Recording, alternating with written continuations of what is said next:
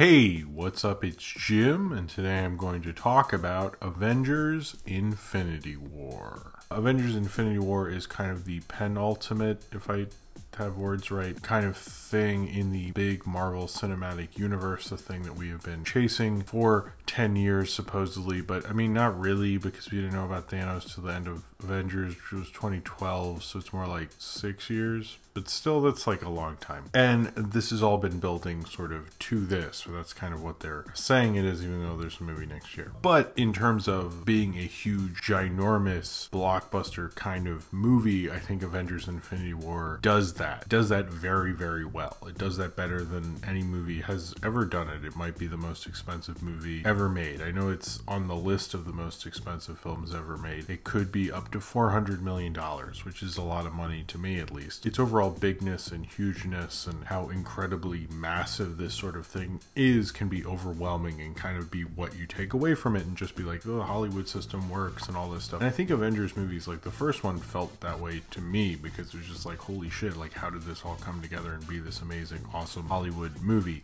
Infinity War definitely does that, and I can see, honestly, watching it almost felt overwhelming. Like there's just so much going on, and I totally understand if someone sees this and feels like they need to watch it again so they're not so overwhelmed by like all these crazy team ups and all these big things happening and Thanos, which frankly I think the narrative just does not hold back on those terms. But I think one of the things that this film highlights that I think Marvel has always done really well is understanding the source material that they're making the movie of. They're not just simply going like, we're making big expensive explosion movie, we need to have like the most crazy elaborate action sequences, which to be honest I don't think the MCU has always been the greatest at doing a big action sequence. This is very much trying to be a good adaptation of Infinity Gauntlet, but mostly Thanos Quest, because there's a part towards the end which would be kind of the first issue of Infinity Gauntlet. That's not really a spoiler, or maybe it is. It's interesting how faithful it is to that kind of a thing, and I think with Infinity Gauntlet, which this is not based on the Infinity War comic, just borrows the name, which is super annoying. I think they should have just called it Infinity Gauntlet, but I guess Infinity War sounds cooler, I don't know. Is that these big kind of limited series kind of crossover events that Marvel would do. Infinity Gauntlet always reminded me of something like Secret Wars, which used to sort of be a big deal. I don't think is a big deal anymore, mostly because the stakes and all that stuff. Although Spider-Man gets a black suit, that's where that came from. In those things, you don't kind of get those fun moments that Marvel's known for, the fun character beats. You don't get these like kind of character studies. You don't get these like people overcoming various things in these big crossovers. It's almost more about the battle and the event than anything else. And I think Infinity Gauntlet is one of the best comic book crossover movies to ever have done that, or at least ones that I've read.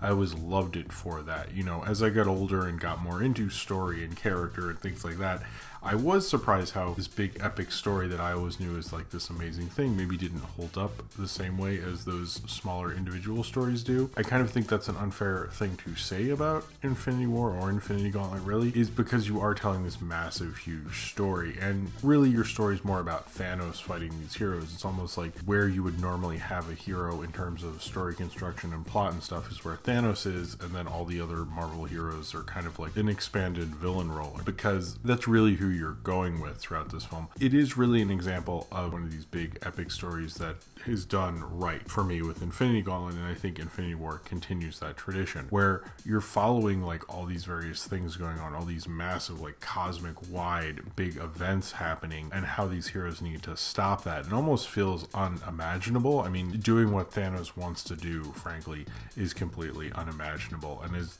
a level of stakes that I don't think anyone can really process, and there's no way to really clarify those stakes in Avengers Infinity War. They do sort of sell the stakes better than in the original Infinity Gauntlet, which is something that is kind of just done very quickly, and then they sort of move on and just try to get him and stuff. In this, they really sell things like, you know, the Vision Scarlet Witch relationship. They really sell Tony Stark and Pepper Potts' relationship. They really sell these relationships so that if something were to happen to them in this movie, let's say, it really means something to you. And obviously you've built up all these movies and rewatched them and you love these characters, and so you have those relationships already, but it does sort of kind of remind you of those things. So if something were to happen to them, you're not like, oh yeah, that's sort of bums me out. I think I remember having a connection in a previous movie or something. It is interesting how this film follows Thanos so much, and it gets a really great performance by Josh Brolin as Thanos. I think he sort of took on the character, like he's different from the character in Infinity Gauntlet. He's more of like a philosopher, cult leader who's very calm and believes in his crazy philosophies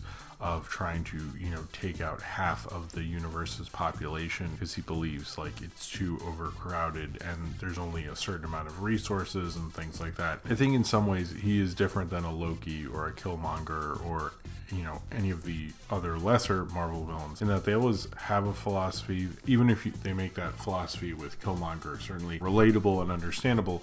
In Thanos' case, he preaches it as understandable, but it is not. And I think Josh Brolin's able to sell that effectively. He's really able to do it very well, where he's able to be evil and horrible, but you also are kind of fascinated by him and his crazy, insane way of thinking, which I thought was an interesting way to play it. Josh Brolin's got an interesting summer ahead of him, but I think Thanos was surprising how good he was at it. He really stepped up to the challenge of this character who everyone's been waiting to see him, you know, finally beat Thanos in a movie. And so it's kind of a character that there's a lot of anticipation for, and I think most people had sort of given up hope with, since we never really get to see him since like the first Guardians or something. So there's a lot of hype. But I loved how the interaction, seeing the Guardians of the Galaxy in the rest of the MCU, it always felt separate. Seeing Spider-Man with everyone again, seeing, you know, all, you know, Doctor Strange with them, and Doctor Strange obviously played a lot to do with the Infinity Gauntlet, so he really had to be involved here. Seeing the funny jokes and the repartee, but most of these like kind of big crossover things, just seeing them all fight together is pretty awesome. And they were better at the superhero fights, I think, than you normally see in this sort of a thing. And there's so many,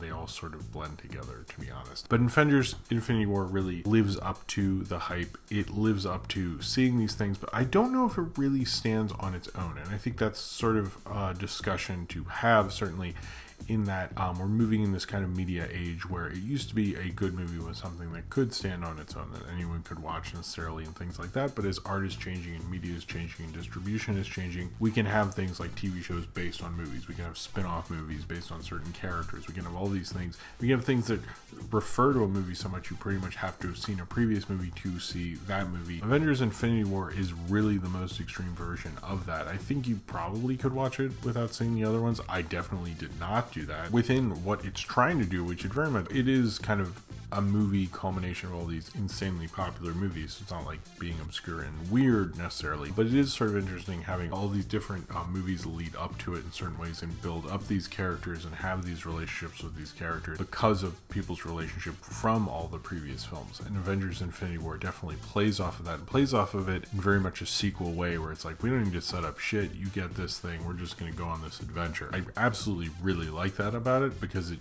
really does get you into it very immediately. This starts off right where Thor Ragnarok ended, and you could honestly like cut them together and it would be like one spontaneous movie. I mean, the tone would change and be like really jarring, but like theoretically at least. With a movie like this being so connected to other movies, it's such a bizarre thing to see a movie work this well at doing that, and certainly I think we'll see as time goes on and movies keep evolving under these new distribution methods and under these ideas that audiences kind of have accepted that movies move in this way. And it's interesting to see a film like this because so many people, there are people who didn't know things. I heard talking to people next to them and going like, wait, there was this went on, this happened, who is that exactly? Wait, did they meet before? And then someone behind me had a dog, no joke, and I didn't know it till the end of the movie. That was the biggest twist.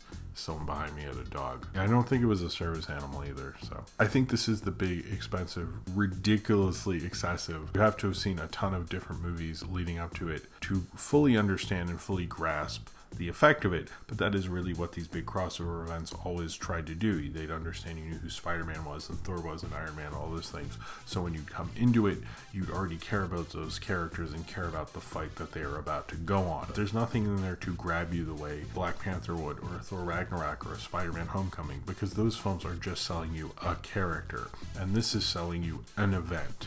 And that's a very different situation. It is interesting to see Hollywood push this far in the superhero genre, push maybe as far as it'll ever go. I don't know if they'll ever be able to necessarily top this. I sort of don't think they ever will, but I mean, maybe eventually. But it is quite an achievement. It's a corporate Hollywood huge, ridiculous artistic achievement, and I think Kevin Feige probably deserves as much credit as the Russo brothers do at this point, just for like getting this to actually happen. But it is an amazing, beautiful, crazy event to have seen. Just seeing it all come together and seeing it all sort of work as well as it does and be as compelling and not really feel like however the fuck long this movie is really kind of the biggest achievement, is that this flows so well. You know, I don't know if it's my favorite MCU movie. I do think it is quite an experience, and it's the kind of movie where it's like I definitely need to see it again because I care so much about these characters. I want to pick up on all those little different things, and I think Avengers Infinity War has all these like so many things in it. It might not feel subtle, and it definitely isn't, but it just feels like there's so many moving parts to it. You sort of want to figure out and make sure you got all of it, even if you know you probably did on a first viewing. It just like is so ridiculously crazy, convoluted, overstuffed, kind of insane movie. It's a miracle it works, and the fact that it does is probably one of the biggest crowning achievements of the MCU.